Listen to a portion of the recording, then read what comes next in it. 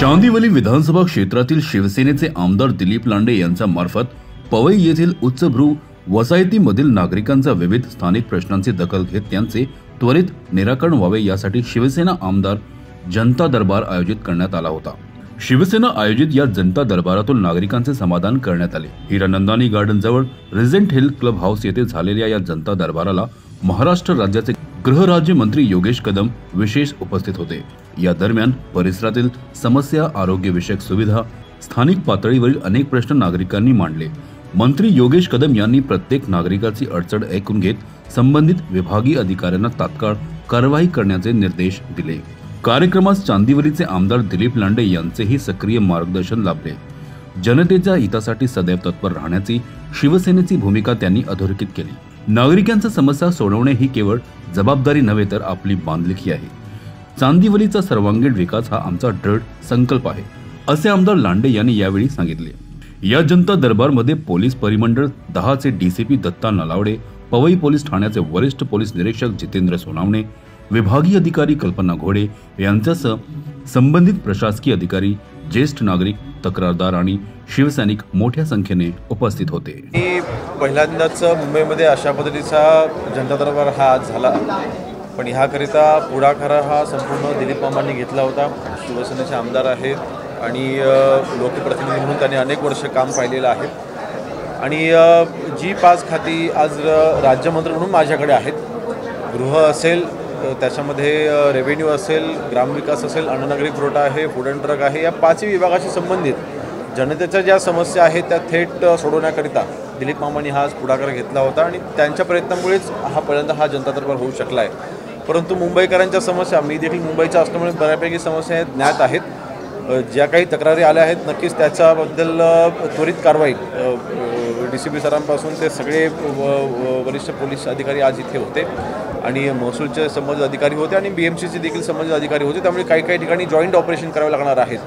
अंमली पदार्थांचे जे प्रश्न समोर आलेले आहेत त्या बाबतीमध्ये 0 टॉलरन्स आपल्या सरकारचा आहे, आमच्या सरकारचा आहे आणि त्यांना आम्ही इन्स्ट्रक्शन दिलेले आहे की ज्या लोकेशनच्या बाबतीची माहिती आता रहिवाशांकडनं जे आम्हाला मिळालेली आहे, जे दिलीप मामांकडनं मिळालेली आहे, सगळ्या ठिकाणी कोमिंग ऑपरेशन करावं तर कोमिंग ऑपरेशन करू, परंतु हे सगळ्या पानपट्ट्यांपासून ज्या ठिकाणी हे ड्रग्ज विक्रीचे प्रकार चालतात ते प्रत्येकावरती कडक कारवाई केली जाईल। नाही, बरोबर आहे। आमचा प्रयत्न आहे की जनतेपर्यंत पोहोचून थेट त्यांचे प्रश्न जाणून घेण्याचा हा आमचा प्रयत्न आहेच। मागील काही महिन्यांपासून मी देखील स्वतः दौरा चालू केलेला आहे। मागील काही दिवसांपूर्वी मी सोलापूरला होतो, त्यानंतर मी लातूरमध्ये होतो, त्यानंतर मी सिंधुदुर्ग जिल्ह्यामध्ये होतो, आज मुंबईमध्ये आहे। तर असे प्रश्न सोडवण्याकरिता थेट जनतेपर्यंत पोहोचण्याचा आमचा प्रयत्न आहे आणि विशेषतः मुंबईमध्ये देखील ज्या समस्या आहेत त्या सोडवण्याकरिता आमचे लोकप्रतिनिधी आहेत त्यांनी पाठपुरावा केलेला आहे। जसा दिलीप मामांनी पुढाकार घेतला आहे तसंच आमचे मुंबईतले अजून आमदार आहेत मूर्तिभाई पटेल, त्यांनी देखील असाच थेट पुढाकार घेतला आहे। आता इथून मी दादरला चाललो आहे, तिथे आमचे माजी नगरसेवक अमेय घोले आहेत, त्यांनी देखील काही समस्या आणल्या होत्या। तिकडे आता जनता दरबार आहे, त्या ठिकाणी आम्ही देखील काही भेटी देणार आहोत। तर मला वाटतं लोकप्रतिनिधींच्या मागणीनुसार तर आम्ही करतोच आहोत, परंतु माझा देखील प्रयत्न आहे की जी जबाबदारी दिलेली आहे ती थेट जनतेपर्यंत पोहोचवून सोडवण्याचा आम्ही प्रयत्न करतो। करण्याची अजूनपर्यंत माझ्याकडे कुठली माहिती नाही आहे, कारण ते जरी मी महसूल राज्यमंत्री असो तरीसुद्धा महसूल विभागाने जो निर्णय घेतला आहे त्याच्यामध्ये माझ्या कार्यालयाचा कुठला अजूनपर्यंत संबंध आलेला नाही आहे। परंतु अर्थातच ह्या प्रकरणाची जी काही माहिती आहे ती माननीय बावनकुळे साहेब देतीलच महसूल मंत्री म्हणून। परंतु माझा विश्वास आहे, बघा, शेवटी जो काही विषय समोर आलेला आहे त्याचं काही राजकीय रंग किती आहे, त्याचं तथ्य किती आहे हे तपासावं लागेल, तपासून त्याच्यावरती मला बोलता येईल। मी पुन्हा सांगतो, मला ह्या प्रकरणाची आजच सकाळी मी हे प्रकरण समोर आलेलं पाहिलेलं आहे, त्यामुळे ह्या प्रकरणाची मी संपूर्ण माहिती घेऊनच त्याच्यावरती बोलू शकतो। शिवसेना भाजप युतीच्या बाबतीमध्ये महाराष्ट्रामध्ये कुठल्याही पद्धतीचं गढूळ वातावरण नाही, अतिशय चांगलं वातावरण आहे। आमचं कोऑर्डिनेशन देखील अतिशय चांगलं आहे। उलट मुंबईमध्ये असेल किंवा मुंबईच्या बाहेर देखील मी रत्नागिरी जिल्ह्यामध्ये देखील मी असेल, उदयजी असेल, रवीजी असेल, आम्ही रवींद्र चव्हाण साहेब असेल, आम्ही सर्व संपर्कामध्ये आहोत आणि महाराष्ट्रामध्ये सगळ्याच ठिकाणी युती झाली पाहिजे असे आमचे प्रयत्न आहेत। त्यामुळे आपापसामध्ये आमची कुठलीही रस्सी खेच नाही आणि काही ठिकाणी कदाचित युती होणार नाही, काही स्थानिक प्रश्न असतात, पण युती नाही झाली म्हणून आमच्यामध्ये कुठल्याही पद्धतीची कटुता येणार नाही।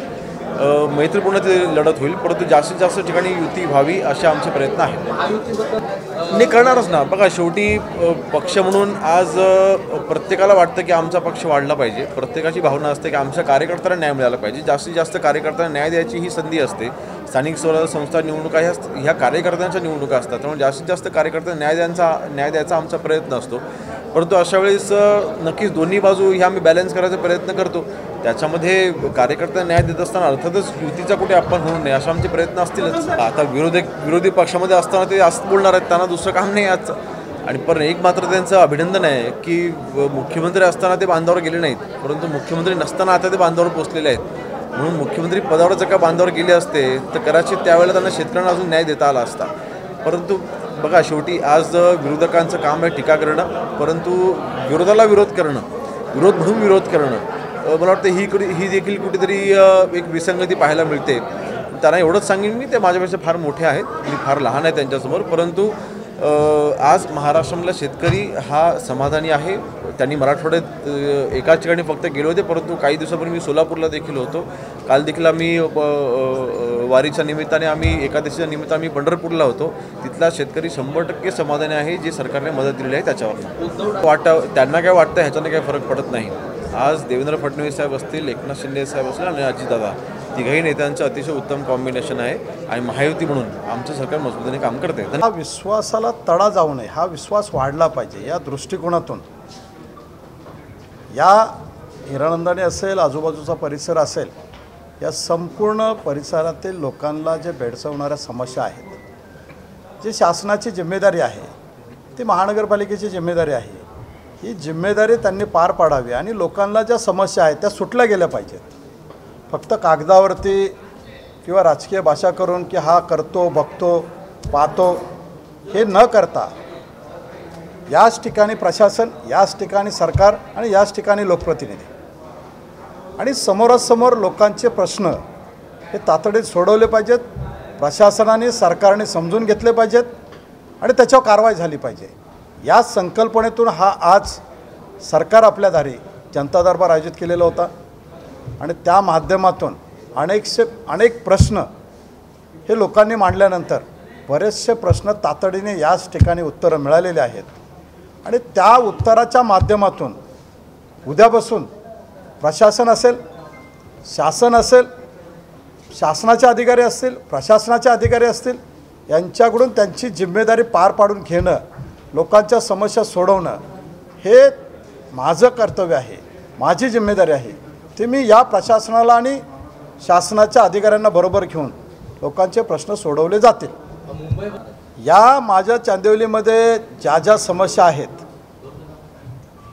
पोलिसांच्या असतील, महानगरपालिकेच्या असतील, आरोग्य विभागाच्या असतील, पाण्याचा प्रश्न असतील, या संबंधित त्या मंत्र्यांना आणून लोकांच्या चरणापर्यंत आणून शासन आपल्या दारी या संकल्पनेतून त्या मंत्र्यांची जिम्मेदारी आहे की या विभागातील समस्या सोडवणं, लोकांचे प्रश्न ऐकणं आणि लोकांच्या प्रश्नाला न्याय देणं. त्यांच्या भावना, त्यांचा विश्वास, त्यांचा आशीर्वाद टिकला पाहिजे, वाढला पाहिजे. या दृष्टिकोनातून शासनाची जिम्मेदारी पार पाडली पाहिजे. या दृष्टिकोनातून प्रत्येक समस्येच्या माध्यमातून त्या विषयाचे त्या समस्येच्या माध्यमातून त्या मंत्र्यांना या चांदिवली विभागात आणलं जाईल. प्रशासन असेल, शासन असेल, संबंधित अधिकाऱ्यांना बोलवून तळागाळात जाऊन, लोकांच्या घरापर्यंत जाऊन, चाळीपर्यंत जाऊन लोकांचे प्रश्न घेऊन सोडवले जातील. मी फक्त माझ्या चांदिवली विभागातील लोकांसाठी बोलतो आहे.